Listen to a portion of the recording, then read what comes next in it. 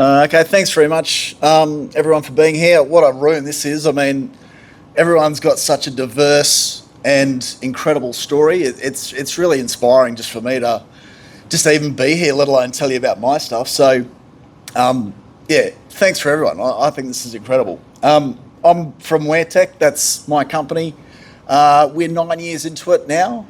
I'm a graphic designer who has been in apparel for 30 years. Um, and my story is that I'm passionate about clothing. I'm passionate about sustainability. It's my worldview. But more than that, this is a commercial decision that I made to pursue WearTech Zero and the benefits of that. I'm not formally trained in any of this stuff.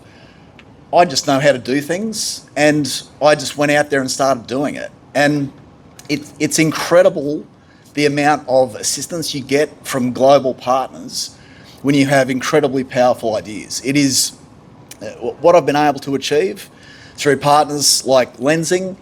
I've got a world first fabric over there that I developed a couple of years ago. It was never my intention to create a world first fabric. It is extraordinarily difficult and expensive. I don't advise it to anybody, but it didn't exist. I needed to do it. It was a recycled polyester Tencel blend.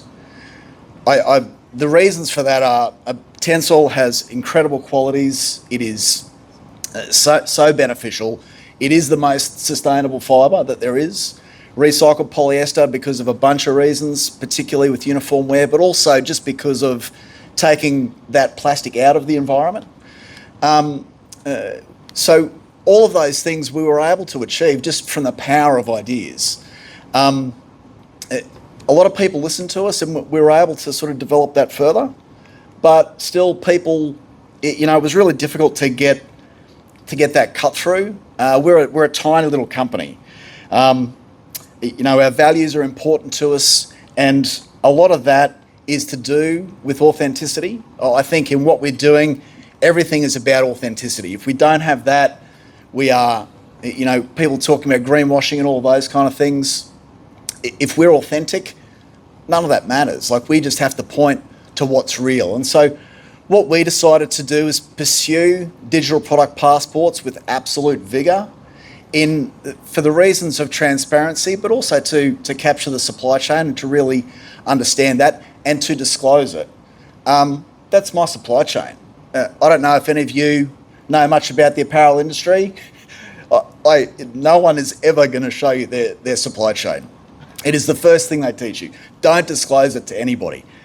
Why? What is the secret? I want you to know that I'm using Coates. I want you to know that Lenzing, Kermel, Indo-Pacific, these are extraordinarily large, efficient global companies.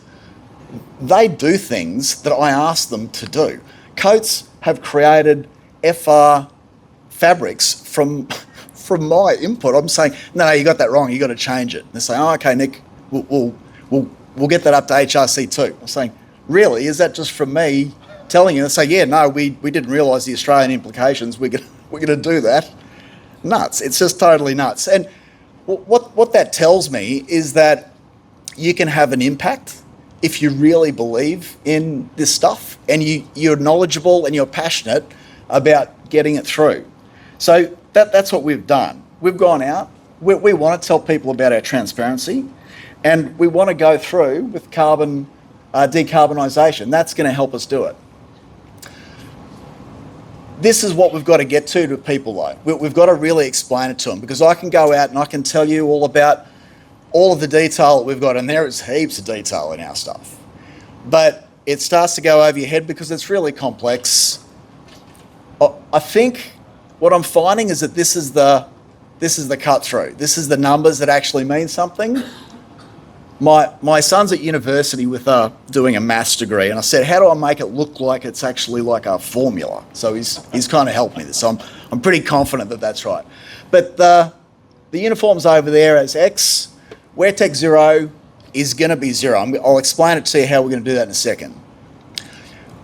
Our assumption, and it's going to be a pretty accurate assumption, is that workwear set from everybody else is going to be about 50 kilos. So if you just do the maths along, don't even worry about the project timeline. If you do 50 kilos of 1,000-person workforce, these workforces will have 5 sets, Monday to Friday. That's just how they do it. That's, just going to check my maths here, 250 tonnes. That's 1 year's purchase, over and over again. We did a rollout for an electrical company for FR stuff, that's fire resistant stuff.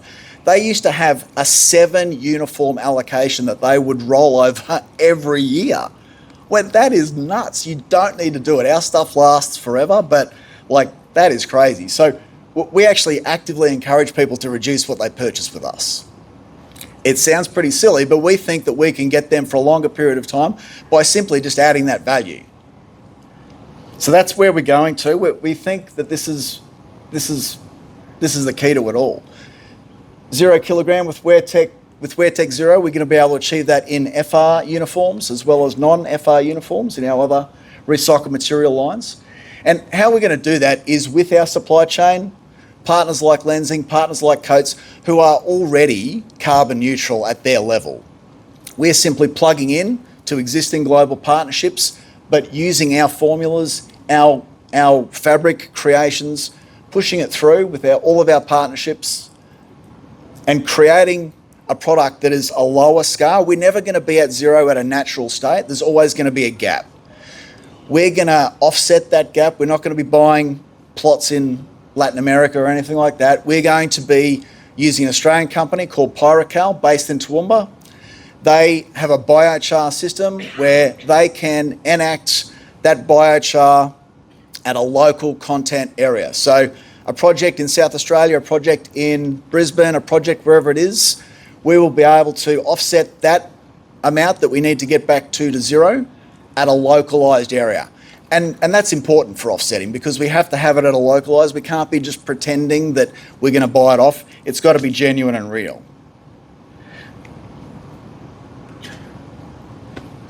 It's a pretty funny line. I tend to end it with this.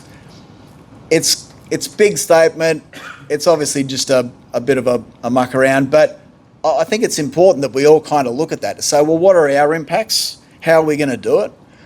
We've gone out there and just had an absolute crack at doing this, but we need support. Okay, we don't need governments giving me more grant advice. We don't need any more advisory groups coming in. We're ready to go.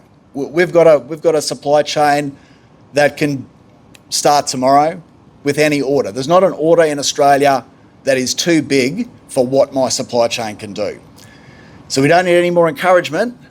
We need to get going. Governments need to kick in and start. They don't need to do any more testing. They don't need to do any more trials. We've just got to start. We're ready to go, and we hope you are too. Thanks very much.